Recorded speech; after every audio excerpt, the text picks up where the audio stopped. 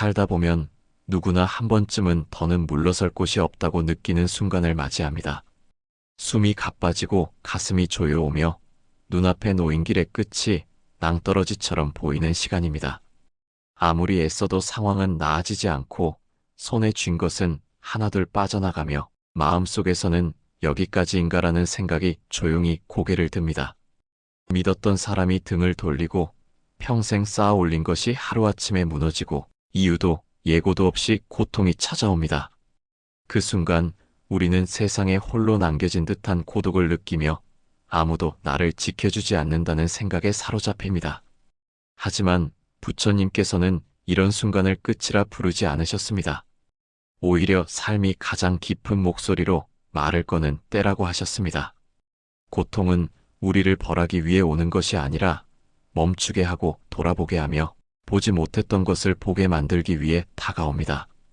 어둠이 깊어질수록 별빛이 또렷해지듯 삶이 가장 무너진 것처럼 보이는 순간에 비로소 드러나는 힘이 있습니다. 눈에는 보이지 않지만 분명히 작동하는 힘입니다. 사람들은 그것을 우연이라 부르고 운이라 말합니다. 그러나 불교의 가르침에서는 그 어떤 일도 원인 없이 일어나지 않는다고 말합니다. 우리가 살아오며 남긴 마음의 흔적들, 보이지 않는 선택과 태도들, 그리고 대를 이어 흐르는 선한 인연들이 위기의 순간에 조용히 모습을 드러냅니다. 마치 마지막 순간에 손을 내미는 것처럼 삶은 완전히 등을 돌리지 않습니다. 이 이야기는 기적을 약속하지 않습니다. 대신 묻고자 합니다. 지금의 고통이 정말로 당신을 버리기 위한 것인지 아니면 다른 방향으로 이끌기 위한 신호인지 말입니다. 이 글은 벼랑 끝에 서 있는 마음을 향해 부처님의 시선으로 조용히 말을 건넵니다. 당신이 혼자가 아니라는 사실을, 그리고 지금의 절망이 끝이 아니라 전환의 문 앞일 수 있음을 차분히 함께 바라보려 합니다. 벼랑 끝에 서 있다는 감각은 생각보다 조용히 찾아옵니다. 처음에는 그저 피곤하다는 느낌으로 시작됩니다. 아무리 차도 개운하지 않고 이유 없이 마음이 가라앉습니다. 그러다 어느 순간 예전과는 다르다는 사실을 인정하게 됩니다. 노력해도 결과가 따라오지 않고 잘 되던 일마저 이유 없이 틀어지기 시작합니다. 그제야 우리는 조심스럽게 스스로에게 말합니다. 아, 지금 나는 흔들리고 있구나 하고 말입니다. 이때 가장 괴로운 것은 상황 그 자체보다도 마음입니다. 왜 하필 나에게 이런 일이 일어나는지 이해할 수 없을 때 사람은 스스로를 더 깊은 어둠 속으로 밀어넣습니다. 과거를 떠올리며 자책하고 아직 오지 않은 미래를 앞서 두려워합니다. 부처님께서는 바로 이 지점을 고통의 핵심이라 보셨습니다. 고통은 사건 그 자체가 아니라 그 사건을 붙잡고 놓지 못하는 마음에서 점점 커진다는 것입니다. 삶이 무너지는 것처럼 보일 때 우리는 모든 것이 잘못되었다고 단정해버립니다. 하지만 부처님의 가르침에서는 삶이 무너진다는 생각 자체가 마음이 만들어낸 착각일 수 있다고 말합니다. 변화는 언제나 불편한 얼굴로 찾아오기 때문입니다. 익숙했던 질서가 깨지고 의지하던 기반이 사라질 때 우리는 그것을 파멸이라 부르지만 법의 눈으로 보면 그것은 재배치에 가깝습니다. 삶이 우리를 다른 자리로 옮기고 있는 과정인 셈입니다. 그래서 많은 이들이 묻습니다. 내가 무슨 죄를 지었기에 이런 고통을 겪는 것이냐고 말입니다. 그러나 부처님께서는 죄라는 말 대신 원인과 조건이라는 말을 사용하셨습니다.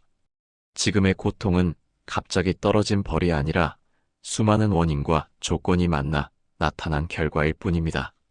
중요한 것은 그 원인을 모두 거슬러 올라가 따지는 것이 아니라 지금 이 결과 앞에서 어떤 마음을 선택하느냐입니다. 신기하게도 인생의 가장 위태로운 순간에는 설명되지 않는 일들이 벌어집니다. 꼭 가야 할 것 같았던 길이 갑자기 막히고 손에 잡힐 듯 했던 기회가 눈앞에서 사라집니다. 그 순간 우리는 분노하고 좌절하지만 시간이 지나 돌아보면 그 멈춤이 오히려 나를 살린 경우가 적지 않습니다. 만약 그 길을 갔더라면, 만약 그 선택을 했더라면 지금의 나는 없었을지도 모릅니다. 불교에서는 이것을 우연이라 부르지 않습니다. 마음이 오랜 시간 쌓아온 방향성이 위기의 순간에 작동한 결과라고 봅니다.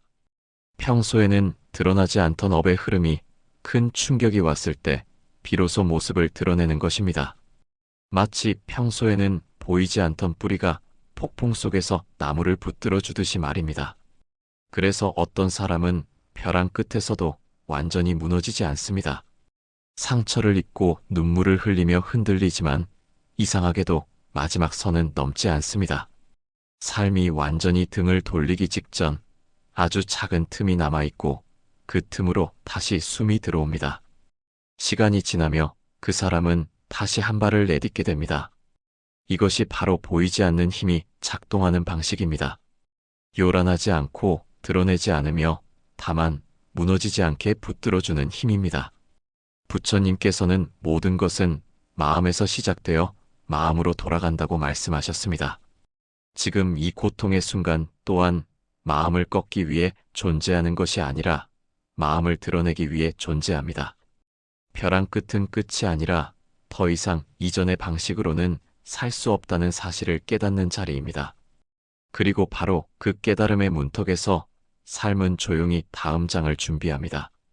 사람들은 종종 묻습니다. 정말로 나를 지켜주는 힘이 있다면 왜 이렇게까지 고통을 겪게 하느냐고 말입니다. 왜 더 일찍 막아주지 않았느냐고, 왜 벼랑 끝까지 몰아넣느냐고 원망합니다. 삶이 가장 가혹해 보이는 순간 우리는 보호라는 말이 무색해질 만큼 깊은 상실과 좌절을 마주합니다. 그때 마음속에서는 의문이 자라납니다.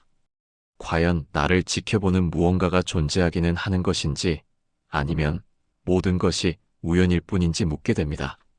그러나 부처님의 가르침에서는 보호란 늘 따뜻하고 편안한 모습으로만 나타나지 않는다고 말합니다. 때로 보호는 멈춤의 얼굴로 다가오고 때로는 상실이라는 모습으로 때로는 실패라는 가면을 쓰고 우리 앞에 섭니다. 우리가 반드시 붙잡아야 한다고 믿었던 것이 갑자기 손에서 떨어질 때 삶은 잔인해 보입니다. 하지만 부처님께서는 집착이 깊을수록 고통 또한 깊어진다고 하셨습니다. 지금의 상실이 없다면 그 집착은 더 큰 고통으로 이어졌을지도 모릅니다. 벼랑 끝의 상실은 어쩌면 삶이 더 이상 붙들 필요 없는 것을 대신 내려놓아주는 과정일지도 모릅니다.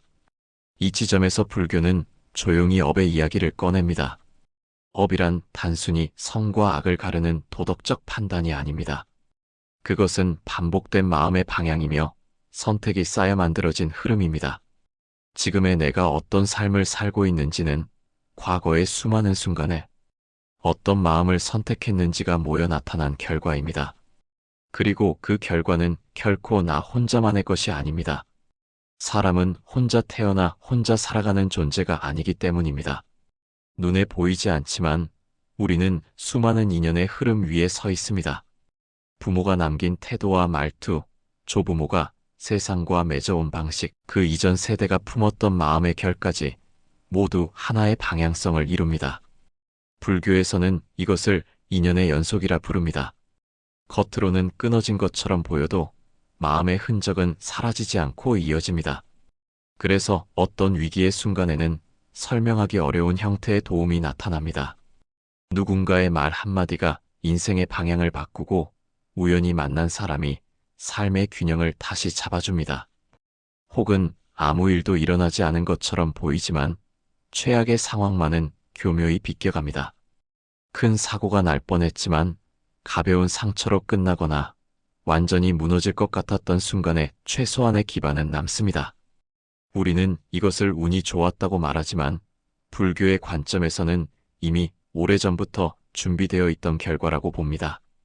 조상의 음덕이라는 말은 이러한 흐름을 비유적으로 표현한 언어에 가깝습니다.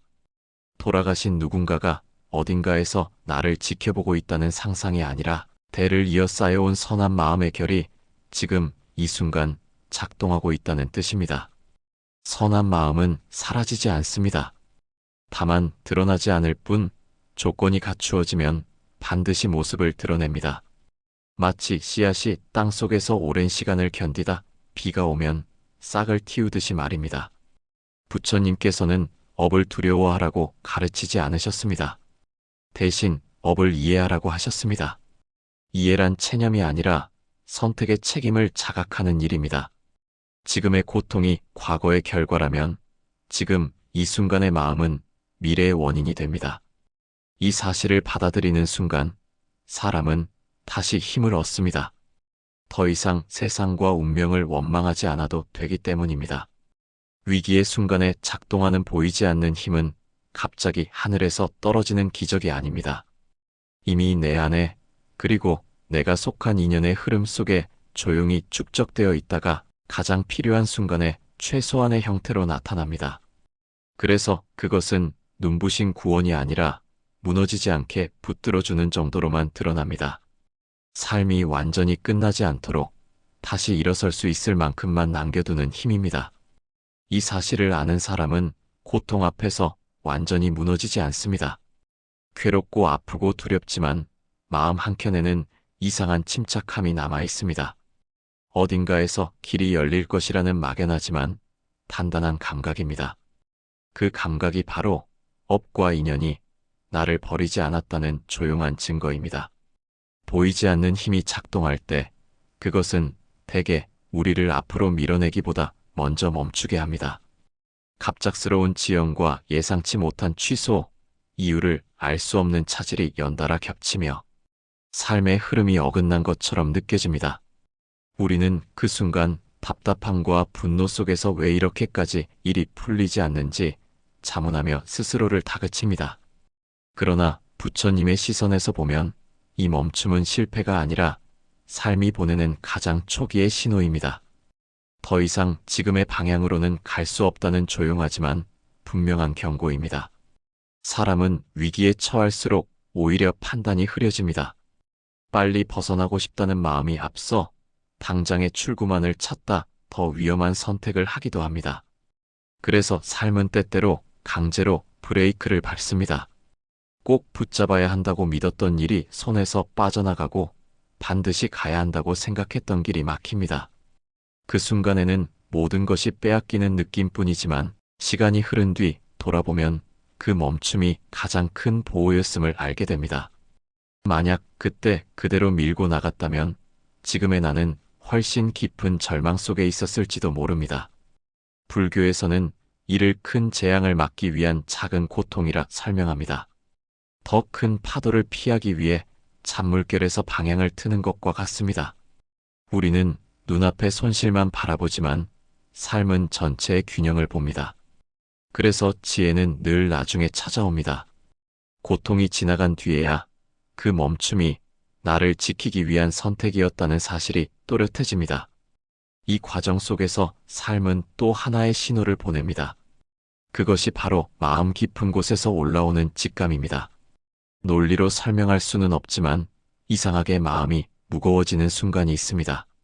조건은 나쁘지 않은데 발걸음이 떨어지지 않고 반대로 특별한 이유도 없는데 어떤 선택은 마음을 편안하게 만듭니다. 부처님께서는 마음이 생각보다 훨씬 많은 것을 알고 있다고 하셨습니다. 의식이 이해하기 전에 마음은 이미 흐름을 감지합니다. 위기의 순간에 이 직감이 또렷해지는 이유는 삶이 가장 중요한 갈림길에 서 있기 때문입니다. 평소에는 무시해도 지나갔을 신호들이 이때만큼은 분명하게 드러납니다. 때로는 이 신호가 꿈의 형태로 나타나기도 합니다. 평소에는 기억나지 않던 꿈이 유난히 생생해지고 마음에 오래 남습니다. 누군가 말없이 바라보거나 강하게 경고하는 장면이 반복되기도 합니다. 불교에서는 이를 미래를 마치는 예언으로 보기보다 마음 깊은 층위에서 올라오는 메시지로 이해합니다. 깨어있는 동안 억눌렸던 불안과 통찰이 잠든 사이 형상을 얻어 드러나는 것입니다. 이 모든 신호의 공통점은 하나입니다. 우리를 겁주기 위해서가 아니라 지키기 위해 나타난다는 점입니다. 삶은 직접 설명하지 않습니다. 대신 상황과 감각으로 알려줍니다. 그래서 고통의 한가운데에 있을수록 우리는 더 조용히 자신을 들여다볼 필요가 있습니다. 바깥에서 해답을 찾기보다 지금의 마음이 무엇을 두려워하고 무엇을 놓지 못하는지를 바라보는 일입니다. 부처님께서는 괴로움에서 벗어나는 길은 바깥에 있지 않다고 하셨습니다. 상황이 바뀌어서 평안해지는 것이 아니라 바라보는 마음이 달라질 때 평안이 찾아옵니다. 이 사실을 이해하는 순간 고통은 여전히 존재하지만 그 무게는 달라집니다. 나를 부수는 힘이 아니라 나를 다듬는 힘으로 느껴지기 시작합니다. 그리고 바로 그 지점에서 삶은 다시 조금씩 움직이기 시작합니다. 막혀있던 숨이 천천히 트이고 완전히 닫힌 줄 알았던 길에 작은 틈이 생깁니다. 그것은 거창한 변화가 아닙니다.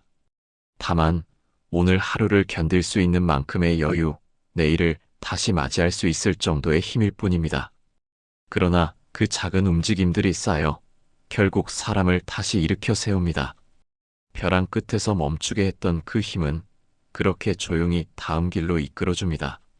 삶이 다시 움직이기 시작할 때 그것은 대개 아주 사소한 변화로 나타납니다. 하루가 조금 덜 무겁게 느껴지거나 이유 없이 마음이 잠잠해지는 순간입니다. 여전히 상황은 크게 달라지지 않았는데도 이전처럼 절망에 잠기지 않는 자신을 발견하게 됩니다. 부처님께서는 이러한 변화를 깨달음의 시작이라 부르셨습니다. 모든 문제가 해결되어서가 아니라 더 이상 고통에 끌려다니지 않게 되었기 때문입니다. 삶이 바깥에서 달라진 것이 아니라 바라보는 마음이 먼저 달라지기 시작한 순간입니다. 이 시점에서 중요한 것은 무엇을 얻느냐가 아니라 어떤 마음을 지니고 살아가느냐입니다. 많은 사람들은 위기를 통과하고 나면 다시 예전의 방식으로 돌아가려 합니다. 이전과 같은 욕망, 이전과 같은 집착을 붙잡은 채 아무 일도 없었다는 듯 살고자 합니다. 그러나 삶은 이미 다른 자리에 와 있습니다. 같은 방식으로 돌아가려 할수록 고통은 다른 모습으로 되풀이될 뿐입니다. 그래서 부처님께서는 위기 이후의 삶에서 가장 중요한 태도로 깨어있음과 감사함을 강조하셨습니다. 감사는 상황이 좋아졌을 때 비로소 생겨나는 감정이 아닙니다. 이미 받고 있다는 사실을 알아차리는 태도에 가깝습니다. 지금 숨 쉬고 있다는 것, 오늘 하루를 견뎌냈다는 것, 완전히 무너지지 않았다는 사실 자체가 이미 보호받고 있다는 증거입니다. 이 사실을 알아차리는 순간 마음의 방향은 다시 선한 쪽으로 기울기 시작합니다. 업은 이렇게 이어집니다. 거창한 공덕이나 특별한 수행이 아니라 아주 작은 마음의 전환이 삶의 흐름을 바꿉니다. 부처님께서는 선업을 쌓는 방법을 어렵게 설명하지 않으셨습니다. 남을 해치지 않는 것, 필요 이상으로 욕심내지 않는 것, 가능한 한 따뜻한 마음을 잃지 않는 것, 이것이 전부였습니다. 하지만 이 단순한 태도는 위기의 순간에 놀라운 힘을 발휘합니다. 평소에는 눈에 띄지 않던 마음의 결이 충격이 닥쳤을 때 사람을 지탱하는 구조물이 됩니다. 그래서 어떤 사람은 완전히 무너질 수 있는 상황에서도 다시 일어섭니다. 이것은 선택받은 사람에게만 허락된 특별한 기적이 아닙니다.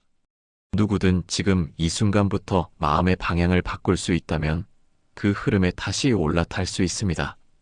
과거에 어떤 삶을 살았는지는 결정적이지 않습니다. 중요한 것은 지금 이 고통 앞에서 어떤 마음을 선택하느냐입니다. 부처님께서는 과거에 묶이지 말고 현재의 선택을 바로 보라고 하셨습니다. 지금의 마음이 곧 다음 삶의 씨앗이 되기 때문입니다. 벼랑 끝에 섰을 때 우리는 흔히 이렇게 말합니다. 더 이상 잃을 것이 없다고. 그러나 부처님의 눈으로 보면 바로 그 지점에서 비로소 얻을 수 있는 것이 생깁니다. 불필요한 두려움이 떨어져 나가고 거짓된 기대가 사라지며 삶의 본질이 또렷해집니다. 그래서 많은 깨달음은 편안한 시기가 아니라 가장 힘든 순간에 찾아옵니다. 삶이 더 이상 숨길 것이 없을 때 진실이 드러나기 때문입니다. 이후의 삶은 이전처럼 요란하게 말하지 않습니다. 대신 아주 조용한 신호로 알려줍니다. 이쯤에서 멈추라는 느낌, 이 방향은 아니라는 미묘한 불편함, 그리고 이 길은 괜찮다는 잔잔한 확신입니다. 이 신호들을 무시하지 않고 귀 기울이는 것이 앞으로의 삶을 지키는 가장 확실한 방법입니다. 부처님께서는 지혜란 멀리 있는 것이 아니라 지금의 마음을 바로 보는 데 있다고 하셨습니다. 그래서 절망은 끝이 아닙니다. 절망은 삶이 더 이상 같은 방식으로는 갈 수 없다고 알려주는 표지판입니다. 그 표지판 앞에서 발걸음을 멈추고 자신을 돌아본 사람만이 새로운 길을 발견합니다. 그 길은 화려하지 않지만 이전보다 훨씬 단단합니다. 쉽게 무너지지 않고 쉽게 흔들리지 않습니다. 이제 이야기는 마지막을 향합니다. 벼랑 끝에서 당신을 붙들어 주었던 그 힘이 무엇이었는지, 그리고 앞으로 그 힘을 어떻게 이어갈 수 있는지에 대한 질문입니다. 그 답은 특별한 비밀 속에 있지 않습니다.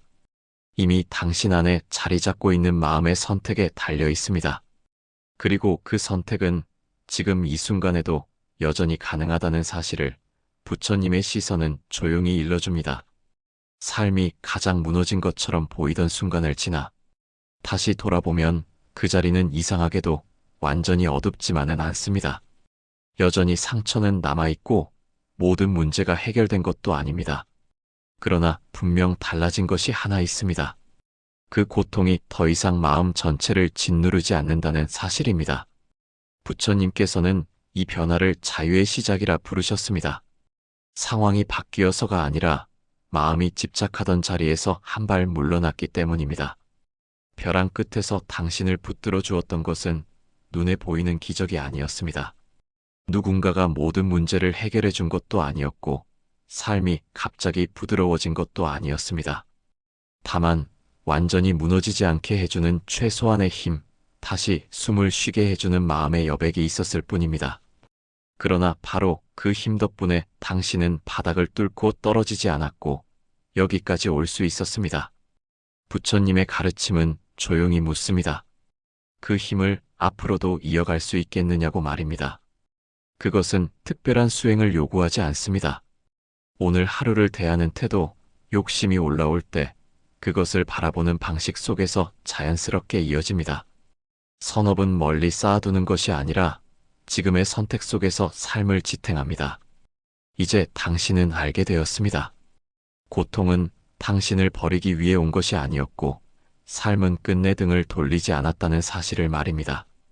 가장 힘들었던 순간에도 무너지지 않게 붙들어주는 힘이 분명 작동하고 있었습니다. 그것은 결국 삶이 당신을 홀로 두지 않는다는 증거였습니다. 앞으로도 흔들리는 날은 찾아올 것입니다. 그러나 기억하시기 바랍니다. 당신은 이미 한 번 그 끝을 지나왔고 그 순간에도 삶은 당신을 놓지 않았다는 것을 말입니다. 이 기억은 두려움을 없애지는 않지만 잠식되지는 않게 해줍니다. 부처님께서는 스스로를 등불로 삼으라고 하셨습니다. 그 등불은 멀리 있지 않습니다.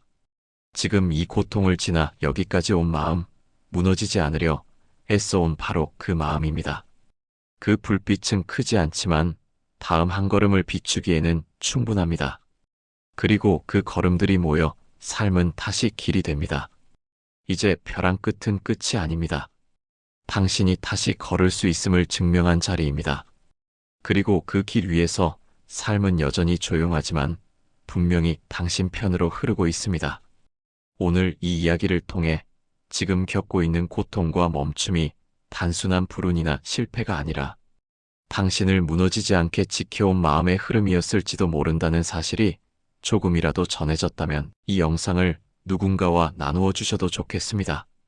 구독과 좋아요는 이 조용한 가르침이 또 다른 벼랑 끝에 마음에 닿게 하는 작은 인연이 됩니다. 그리고 댓글에 이렇게 한 문장을 남겨보셔도 좋겠습니다. 나는 무너지지 않게 나를 지켜준 힘을 기억한다. 이 한마디가 다시 흔들리는 순간이 찾아오더라도 당신을 붙들어주는 마음의 등불이 되어줄지도 모릅니다. 이 이야기가 오늘 당신의 마음에 잠시 숨을 고를 여백을 주고 다시 한 걸음을 내디딜 수 있는 조용하지만 단단한 회복이 되기를 바랍니다.